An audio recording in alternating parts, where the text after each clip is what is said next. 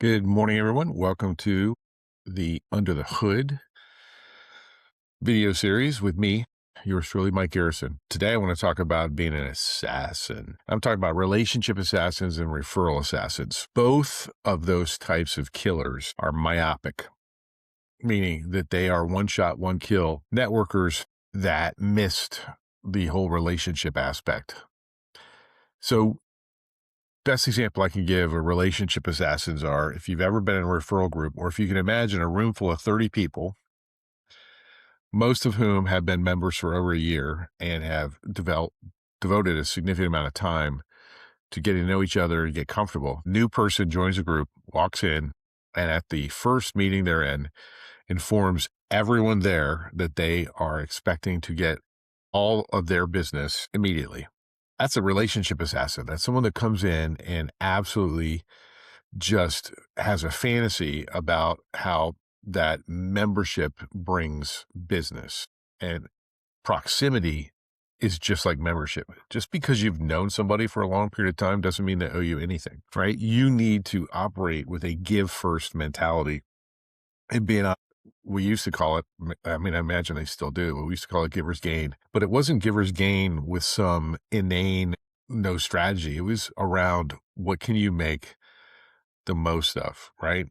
And so when you think about referral assassins, right? Referral assassins, relationship assassins, referral assassins are the people that expect one introduction to cause business. And that's not really how it works, especially if you are a CEPA, if you are a financial advisor or other professional service firm owner that wants to target business owners, because very rarely, if you're selling anything of consequence, i.e. more than $200, very rarely are you going to get a one-shot introduction that results in a piece of business. Typically, and this is just how it works in commercial business, typically you're talking 7 to 14 different touches, right? If you instituted it all on your own, we can shorten the amount of touches. We can shorten the amount of touches through a strategic referral system, the Can I Borrow Your Car referral system. We can shorten that, but we still have to layer things. And so I want you to think about sequencing, not just, hey, can I get a meeting? But like, hey, how can I get a meeting that results in real ROI for me and the prospect and the person referring me? And so a lot of times it means coming back to reality. If you've got a high value client for me is anywhere from 60 to 100K a year. I have zero problem having multiple touch points with that prospect at different levels of commitment, different levels of discovery, because we're talking about potential six figures, right? That's real money, real investment, and that doesn't even count the time that that business owner needs to apply. And so patience, strategy, and sequencing. And so what I love doing is having a layer process, because that's how it really works. Often you think that that person calling you up and saying Joe referred them was just the one thing that happened. Well, what you may not have noticed is that they have been watching you on LinkedIn for a while. They may have had an earlier conversation with Joe, which did not result in permission to give out their name or introduce them to you. They may have visited your website. There are all these little things that are happening, and you got to remember, I mean, my friends Adam Gray and Tim Hughes from DLA Ignite share fabulous content.